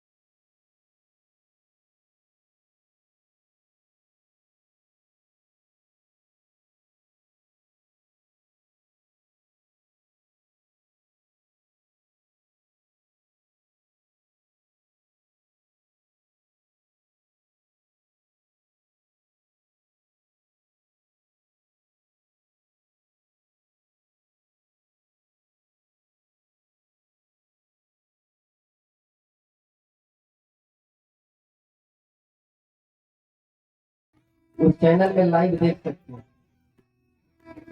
परंतु 3 दिन बीत गए, आज चौथा दिन है, लेकिन अभी तक मिक्सर के कारण, मशीन के कारण ठीक ठाक चला नहीं। कभी आवाज कट रही है तो कभी कुछ हो रहा है। उसका कारण है क्योंकि मिक्सर ठीक नहीं। तो यदि हो सके तो कल मिक्सर की व्यवस्था हो जाए तो 3 दिन अच्छे से चल जाएगा, है ना, हो जाएगा, बन जाएगा। तो निवेदन करेंगे थोड़ा सा इसको सुधरवाइए सब लोग मिलके, थोड़ा ठीक ठाक हो जाए तो 3 दिन की कथा बढ़िया आनंद आ जाए। बोली भक्त वत्सल भगवान की। इस प्रकार से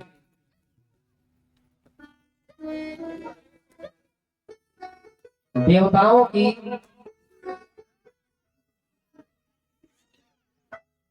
जब बृहस्पति देवताओं से रुष्ट होकर के चले गए तो अब गुरु किसको बनाया जाए? बोले विश्वरूप को गुरु बना लिया। और विश्वरूप जी ने गुरु बनते ही इंद्र को नारायण कवच का उपदेश दिया। देखिए, जीवन में एक कवच का पाठ अवश्य करना चाहिए अपने शरीर की रक्षा के लिए। जो भी यह नारायण कवच का पाठ नित्य प्रति कोई करता है तो जादू टोना जंत्र मंत्र भूत प्रेत उसका कुछ भी नहीं बिगाड़ सकते। नारायण कवच का ऐसा प्रभाव है कि भगवान नारायण उसके शरीर में कवच बन करके उसकी रक्षा करते। नारायण कवच का उपदेश दिया। और इंद्र यज्ञ करने लगे। जब यज्ञ करने लगे तो विश्वरूप जी धीरे से अपने उनके मामा दैत्य हैं उनको आहुति देते। इंद्र ने कहा गुरु जी गड़बड़ मत करिए। 1-2 बार समझाया, परंतु जब नहीं माने तो इंद्र ने विश्वरूप की गर्दन को अलग कर दिया। जब गुरु का वध कर दिया तो इंद्र को ब्रह्म हत्या लग गई। जब ब्रह्म हत्या लग गई तो इंद्र उस ब्रह्म हत्या के दोष को 4 स्थानों में वितरण कर दिया। पहला पृथ्वी को दिया। जो ऊसर भूमि हम लोग देखते हैं वह ब्रह्म हत्या का दोष है। दूसरा भाग जल को दिया, झाग के रूप में। जब जल में जो झाग निकलती है उस समय जल अशुद्ध होता है, जिसको कहते हैं कि नदियां रजस्वला होती हैं चतुर्मास में। उस समय संत लोग नदियों का उल्लंघन भी नहीं करते, चतुर्मास में एकांत में भजन करते। और तीसरा दोष किसको दिया? वृक्षों को गोंद के रूप में। आजकल कुछ लोग गोंद को खाते हैं, परंतु हम कहते हैं वो ब्रह्म हत्या का दोष है, उसे ग्रहण नहीं करना चाहिए। और चौथा भाग दिया हमारी माताओं को रजो धर्म के रूप में, जो 3 दिन अशुद्ध अवस्था में रहती है। इस प्रकार से 4 स्थानों पर बांट दिया। अब जब इनके पिताजी को पता चला त्वष्टा महर्षि को, तो यज्ञ किया। इंद्र ने हमारे पुत्र का वध कर दिया। यज्ञ में थोड़ा सा मंत्रों में त्रुटि हो गई। इसीलिए हम बार बार कहते हैं यदि अपने कल्याण के लिए पूजन पाठ कुछ कराया जाए तो थोड़ा सा विद्वान ब्राह्मण का चयन जरूर किया जाए। वो महाराज जी बहुत अच्छे हैं। क्यों अच्छे हैं? क्योंकि महाराज जी दक्षिणा कम देते हैं, इसलिए अच्छे हैं। वो महाराज जी थोड़ा कम अच्छे हैं। क्यों? क्योंकि महाराज जी दक्षिणा मांगते हैं। परंतु जब अपने कल्याण के लिए पूजन पाठ कराया जाए तो विद्वान ब्राह्मण से ही कराया जाए। एक अक्षर की गलती से आपका अनिष्ट भी हो सकता है। यदि मंत्रों की अशुद्धि हो गई तो हमारा कल्याण, हमारा कार्य पूरा नहीं होता। इसलिए जीवन में एक बार पूजन पाठ कराया जाए। आप मत करिए साल में 10 बार, एक बार कराइए, परंतु किसी विद्वान ब्राह्मण से और शास्त्र सम्मत भाव से पूजन पाठ कराया जाए, तभी उसका संपूर्ण फल प्राप्त होता है। जो वेद पुराण शास्त्रों में निहित है उसी के अनुसार चल करके भगवान का कार्य संपन्न किया जाए, तभी उसका संपूर्ण फल प्राप्त होता है। फिर उसमें ये ना देखा जाए कि ये हो रहा है, ये हो रहा है। पूर्ण भाव के साथ, श्रद्धा के साथ कराया जाए। क्योंकि भगवान के पूजन पाठ में भगवान के प्रति यदि जरा भी अश्रद्धा हुई तो वहीं से आपके पूजन का फल आधा हो जाता है, नष्ट हो जाता है। तो इस प्रकार से यज्ञ किया, यज्ञ में ब्राह्मणों ने थोड़ा सा मंत्र में त्रुटि कर दिया। त्वष्टा महर्षि चाहते थे कि हमें ऐसा पुत्र हो कि जो इंद्र का वध कर दे, लेकिन मंत्र थोड़ा सा गलत हो गया तो पुत्र कैसा हो गया, बोले इंद्र के हाथों मरने वाला पैदा हो गया। इंद्र शत्रोर विवर्धस्वा मा चिरम जहि विद विषम। अब जब इंद्र के हाथों मरने वाला वृत्तासुर जैसे ही प्रकट हुआ, सारे आकाश को वृत्त के समान घेर लिया, हाहाकार मच गया, देवलोक पर आक्रमण कर दिया, भगदड़ मच गई। सारे देवता भागे भागे दधीची महर्षि के पास गए, निवेदन किया। दधीची महर्षि के हड्डियों से वज्र बने। अब उस वज्र को लेकर के जब इंद्र आए तो उस वज्र में वृत्तासुर को बिहारी जी के दर्शन होने लगे और स्तुति करने लगा। अहम हरे तव पादैकमूला दासानुदासो भावितास्मिन्नो महे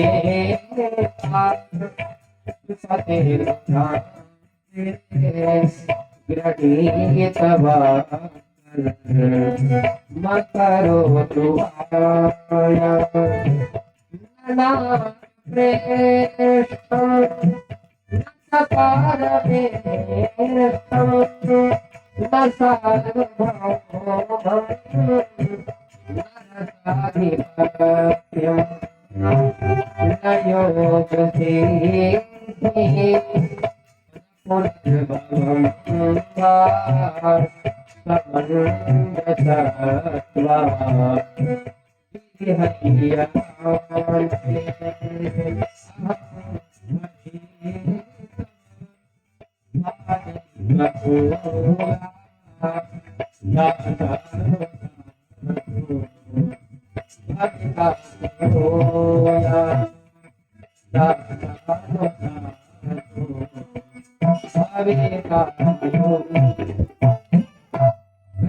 भगवान की बड़ी स्तुति।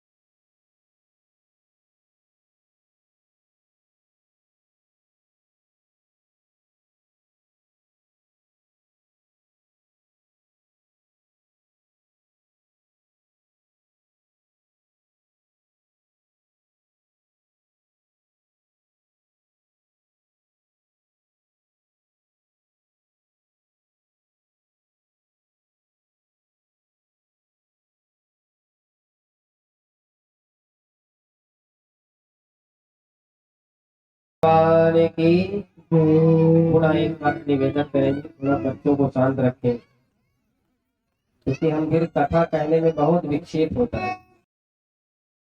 यहाँ वहीं से भी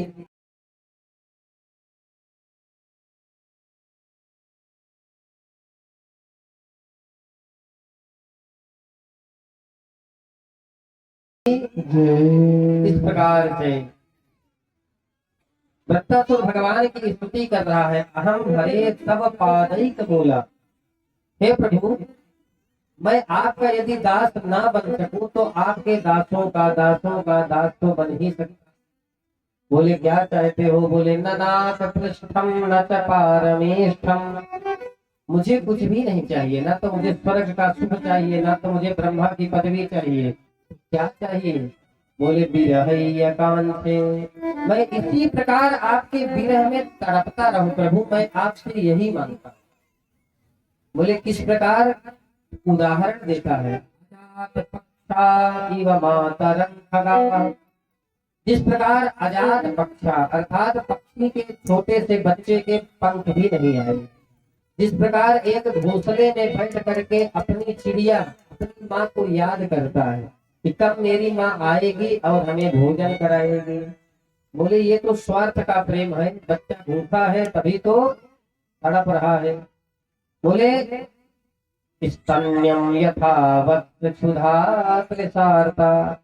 जिस प्रकार एक बछड़ा अपनी गैया के लिए तड़पता है कि कब गैया आए और मुझे अपना दूध पिलाए, बोले ये भी स्वार्थ का प्रेम है। तब तीसरा उदाहरण दिया, प्रियम प्रियेवाभ्युषितं विषण्णा मनोरविन्दाक्ष दिदृक्षते ताम्। जिस प्रकार एक प्रिया अपने प्रियतम को याद करती है, जैसे समझो एक अनपढ़ पत्नी आई, पति परदेश जाने लगे, पत्नी ने कहा कि आप कितने दिन बाद लौट करके आएंगे, बोले देवी 3 महीने बाद आएंगे। बोले 3 महीना क्या होता, बोले 90 दिन। बोले ये 90 दिन क्या होता। पति ने दीवार पर 90 रेखाओं को खींच दिया, एक एक रात व्यतीत होने पर एक एक रेखा मिटाती चली गई। अंतिम दिन जब अंतिम रेखा मिट गई तो जिस प्रकार एक प्रिया को अपने प्रियतम से मिलने के लिए इतना विरह हुआ, उसी प्रकार मैं आपके विरह में तड़पना चाहता हूँ। भगवान प्रसन्न हो गए। इंद्र ने जब देखा कि यह दैत्य दानव कुल का होकर के इतना सुंदर स्तुति भगवान की कर रहा है, अहो दानव सिद्धोसी यस्ते मति रीदृषि, धन्य हो। वक्रासुर ने कहा मेरी स्तुति के चक्कर में बिल्कुल मत पड़ो, और वृत्तासुर इंद्र पर आक्रमण किया और इंद्र को रसगुल्ले में से गटक गया। अब नारायण कवच के प्रभाव से कई वर्षों बाद इंद्र वृत्तासुर के कुक्षी का ऑपरेशन किया और बाहर आए। वृत्तासुर का गोविंदाय नमो नमः। बोली भक्तवत्सल भगवान की श्री परीक्षित जी महाराज प्रश्न करते हैं कि महाराज ये बताइए, भगवान का नाम समदर्शी है, तो भगवान देवताओं की रक्षा करते हैं और दैत्यों को चुन चुन करके मारते हैं, ऐसा क्यों करते हैं? बोले राजन, भगवान पक्षपाती नहीं है। भगवान को जो जिस भाव से भजता है भगवान उसे उसी भाव में प्राप्त हो जाते हैं। ये यथा माम प्रपद्यन्ते तां तथैव भजाम्यहम्। अर्थात दैत्यों ने भगवान से कहा कि प्रभु हमसे तो आपका भजन हो नहीं सकता, तो हम आपको कैसे प्राप्त कर पाएंगे? बोले एक काम करो, हमारा भजन आप नहीं कर सकते तो हमको गालियां तो दे सकते हो कि नहीं? बोले वो तो प्रभु को पानी पी पी करके दिया जाएगा। तो भगवान ने कहा यदि हमारे भक्त नहीं बन सकते हो तो हमसे शत्रुता ही कर लिया जाए, हम तुम्हारा वध कर देंगे, तुम्हारा कल्याण हो जाएगा। तब श्री सुखदेव महामुनि ने परीक्षित जी महाराज को प्रहलाद जी का पावन चरित्र सुनाया। बोले जिस समय भगवान वाराह ने हिरण्याक्ष का वध कर दिया था, उसी समय हिरण्यकश्यपु ने प्रतिज्ञा लिया पैसे भ्रामरम में गतव्य था, मैं भगवान नारायण के ही रक्त से अपने भाई को तिलांजलि दूंगा, जब तक नारायण का अंत नहीं कर दूंगा तब तक सांस नहीं लूंगा। अब तो यह इतना कठोर तपस्या किया मंदराचल पर्वत पर जा करके। यहाँ पर सुखदेव मुनि कहते हैं राजन, सतेपे मंदर द्रोण्याम तपः परम दारुणम ऊर्ध्वबाहुर नभो दृष्टि पादांगुष्ठा वनी। अर्थात मंदराचल पर्वत पर जाकर के अपने दोनों हाथ को ऊपर उठाया, अपनी दृष्टि आकाश की ओर घुमाया और अंगूठे के बल कई हजार वर्षों तक तपस्या किया। इसके शरीर में बामी बन गई, मिट्टी का ढेर बन गया। ब्रह्मा जी भागे भागे आए, भाई ऐसा तपस्या तो हमने आज तक नहीं देखा। ब्रह्मा जी आए, ब्रह्मा जी ने कहा कहाँ हो भाई? न छिन्नम, ये दिख ही नहीं रहा था। ब्रह्मा जी ने अभिमंत्रित जल छोड़ा, बामी से बाहर निकला। ब्रह्मा जी ने कहा परम ब्रूयाद, पर मांगो। अब तो यह इतना प्रसन्न हो गया कि ब्रह्मा जी से कहा, महाराज हमें अजर अमर कर दो। ब्रह्मा जी ने कहा, वो तो हम स्वयं अमर नहीं है, हमारी भी 100 साल की आयु है। और इस समय जो ब्रह्मा की आयु कितनी हो गई? बोले 51 वर्ष चल रहा है ब्रह्मा जी का। 50 वर्ष के ब्रह्मा जी पूर्ण हो गए। इसीलिए संकल्प में ब्राह्मण देवता बोलते हैं द्वितीय परार्धे, अर्थात ब्रह्मा जी का 51वां वर्ष चल रहा है। अब तो इसने वरदानों की झड़ी लगा दी। बोले महाराज ना मैं मनुष्य से मरूं, ना देवता से मरूं, ना ऊपर मरूं, ना नीचे मरूं, न दिन में मरूं, न रात में मरूं, 12 महीने में ना मरूं, ब्रह्मा की बनाई सृष्टि में किसी के द्वारा ना मरूं। अब तो ब्रह्मा जी माथा पकड़ लिए कि बस कर भाई, तेरे जैसे मांगने वाला पहली बार देखा, लेकिन तूने तपस्या भी बहुत किया है। अब तो ब्रह्मा जी ने वरदान दे दिया, वर पा गया, जी पा गया, ब्रह्मा भी चक्कर खा गया। अब तो इसने वो तांडव किया कि इंद्र देवता से झाड़ू लगवाया, वरुण देवता से पानी भरवाया। अब तो सारे देवता भगवान से रोने लगे, प्रभु हमारी रक्षा करो, इस दैत्य से कब छुटकारा दिलाएंगे। भगवान ने कहा शीघ्र ही। और कालांतर में इसके 4 पुत्र हुए। सबसे छोटे पुत्र का क्या नाम था? बोले प्रहलाद जी महाराज। प्रहलाद जी महाराज जैसे ही जन्म लिए, बचपन से ही प्रहलाद जी महाराज को एक ग्रह ने ग्रसित कर लिया। बोले शनि राहु केतु? बोले नहीं नहीं, कृष्ण ग्रह ग्रहीतात्मा नवेदा जगदीश। कृष्ण गोभी ग्रह ने प्रहलाद जी को ग्रसित कर दिया।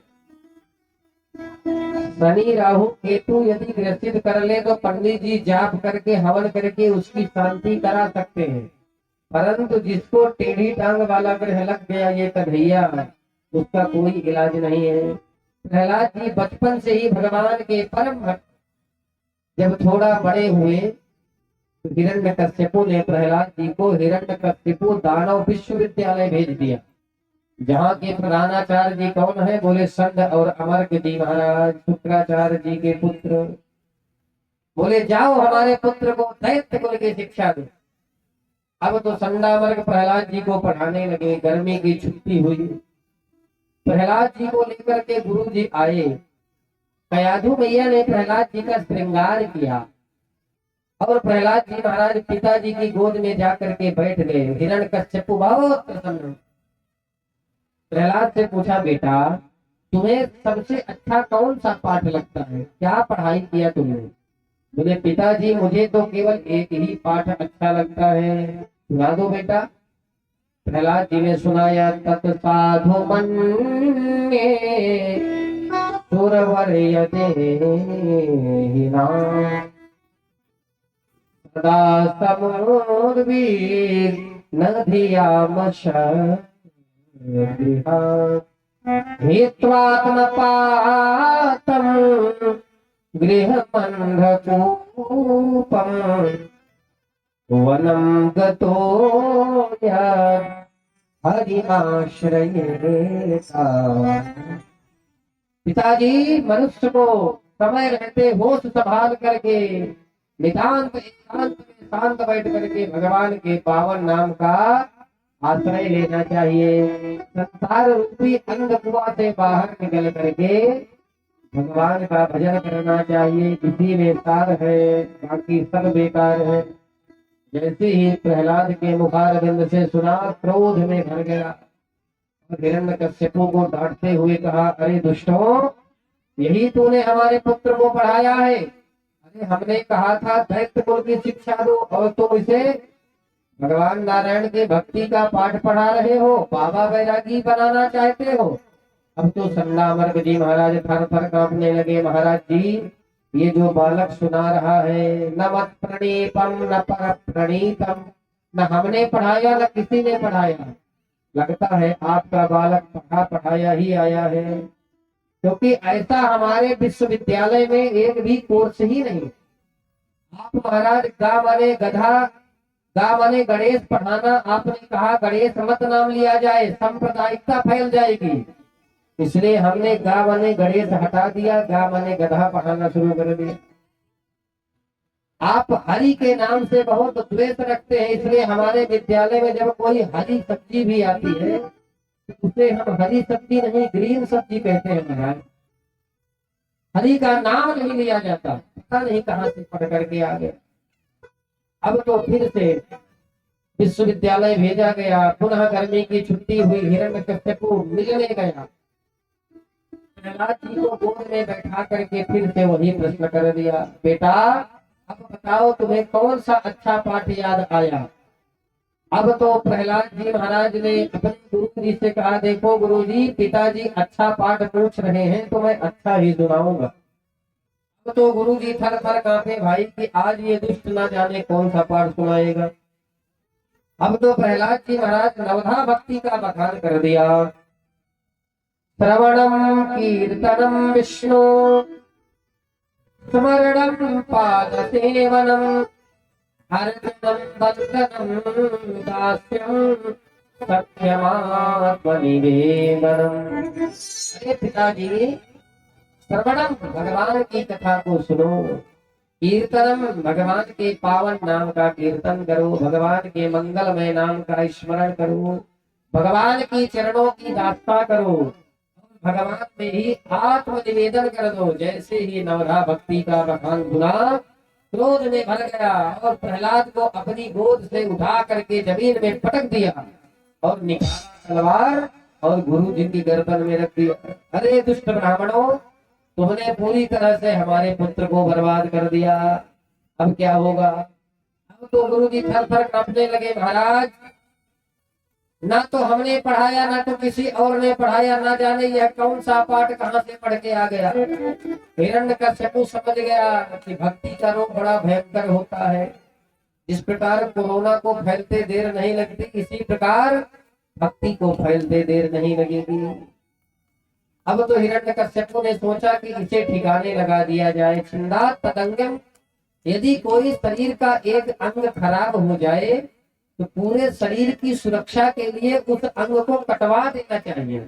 शेषम सुखम जीवत यत विवर्जना। अब तो प्रहलाद जी को मारने का प्रयत्न करने लगा, प्रहलाद जी को खूब यातना दिया और प्रहलाद जी को असुर मारने के लिए टूट पड़े। पहाड़ों से गिराया, प्रहलाद जी को पानी में डुबाया, होलिका ने जलाया, भोजन पर प्रतिबंध लगाया, विस्पान कराया, मारण मोहन जादू टोना करवाया, फिर भी कुछ नहीं बिगाड़ पाया। तो हिरण्यकश्यपु मन ही मन घबराया। तब गुरु जी ने आकर के समझाया कि महाराज अभी बालक है, आप जो है इसे अभी छोड़ दीजिए, धीरे धीरे सुधर जाएगा। अब गुरु जी के आश्रम में फिर प्रहलाद जी आ गए।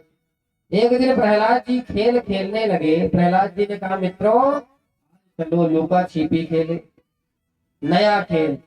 मित्रों ने कहा, प्रहलाद ये बताओ, हमारे गुरुकुल में कोई ऐसा पाठ तो पढ़ाने वाला है नहीं, तुम ये नई नई बातें कहाँ से सीख करके आते हो। बोले, आप नहीं जानते मित्रों, मेरे असली गुरु तो श्री नारद जी महाराज हैं। जब मैं माँ के गर्भ में था, पिताजी तपस्या करने चले गए, उस समय नारद जी महाराज मेरी माँ को भगवान की कथा सुनाते थे। मित्रों ने कहा, वही तो हमने कहा कि तू ऐसा पाठ कहाँ से सीख लिया भाई। प्रहलाद ने कहा, मित्रों 100 वर्ष का शरीर हमें मिला है, कौमार आचरित प्राज्ञ। मनुष्य को बाल अवस्था से ही होश संभाल लेना चाहिए। 100 वर्ष का जीवन हमें मिला है, विचार करिए। 50 वर्ष रात्रि बीत गई, कितना बचा हमारे पास? 50 वर्ष। 10 वर्ष बाल अवस्था में चले गए, कितना बचा? 40 वर्ष। 10 वर्ष फिर पढ़ाई लिखाई में जाते हैं, 30 वर्ष बचे। 10 वर्ष जब विवाह हो जाता है तब चले जाते हैं आमोद प्रमोद में, 20 वर्ष बचे। अब फिर बुढ़ापा जब आ जाता है तो हाथ पैर घुटना काम करना कर देते हैं। इसलिए भजन करो मस्त जवानी में, बुढ़ापा किसने देखा है। प्रहलाद जी के मित्रों ने कहा, प्रहलाद तू बड़ी जोरदार बताता है। देखिए, बुढ़ापा एक सड़ा फल है। भगवान को यदि समर्पित किया जाए तो ताजा फल समर्पित किया जाए, तब तो ठाकुर जी प्रसन्न होंगे। अब हमारे सामने कोई सड़ा फल लेकर के आएगा तो ईमानदारी से बताइए आप उसे खाएंगे? इसी प्रकार जब हमारा शरीर स्वस्थ रहे तभी भगवान का भजन करना चाहिए। जब बुढ़ापा आ जाएगा, हाथ पैर काम नहीं करेंगे, मल मूत्र बिस्तर में ही त्याग रहे, उस समय भगवान का भजन करेंगे, कभी नहीं हो सकता। इसलिए शरीर के चलते ही सब कुछ कर लेना चाहिए, वहां जाने की पूर्ण तैयारी कर लेनी चाहिए। प्रहलाद जी के मित्रों ने कहा, मित्र हमारा भी मन करता है कि खूब भगवान का भजन करें, परंतु क्या? बोले तुम्हारे पिताजी से बहुत डर लगता, तुम्हारे पिताजी हमें दंड देंगे। प्रहलाद जी ने कहा कि हमारे पिता से डरते हो लेकिन जगत पिता से नहीं डरते। सड़क छिता रक्षत यो ही करके, जो परमात्मा तुम्हारी माँ के गर्भ में रक्षा किया है वही परमात्मा बाहर भी रक्षा करेंगे। अब तो सारे मित्र झूम करके गाने लगे, बोले प्रहलाद आज हम संकीर्तन करेंगे, अगर कोई खतरा होगा तो गारंटी तेरी है। अब तो प्रहलाद और प्रहलाद जी के सारे मित्र भजन करने लगे मस्त होकर के। अब देखिए जो प्रहलाद जी के मित्र हो ताली बजा करके हमारे साथ गाइए, जो हिरण्यकश्यपु वाले हो उनसे हम जबरदस्ती नहीं कर सकते। बोलो राधे राधे। प्रहलाद जी गाते हैं, मैंने बांध लिया, ओ मैंने बांध लिया, ओ मैंने बांध लिया प्रेम वाला कंगना, मैंने बांध लिया प्रेम वाला कंगना, आओ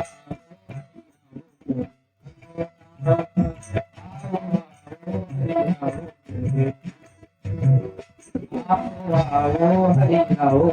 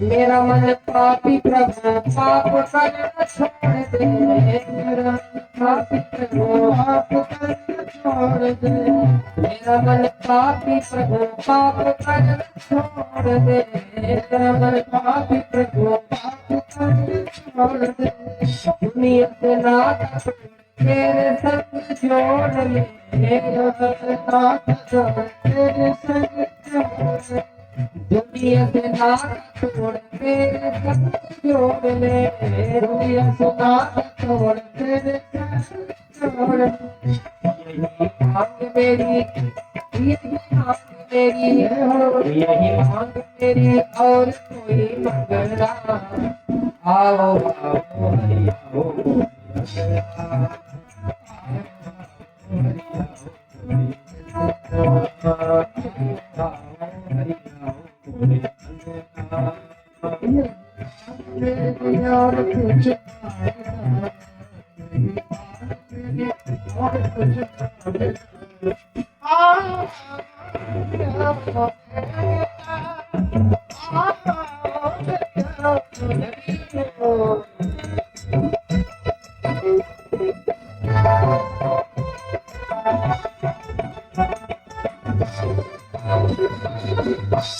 Thank you.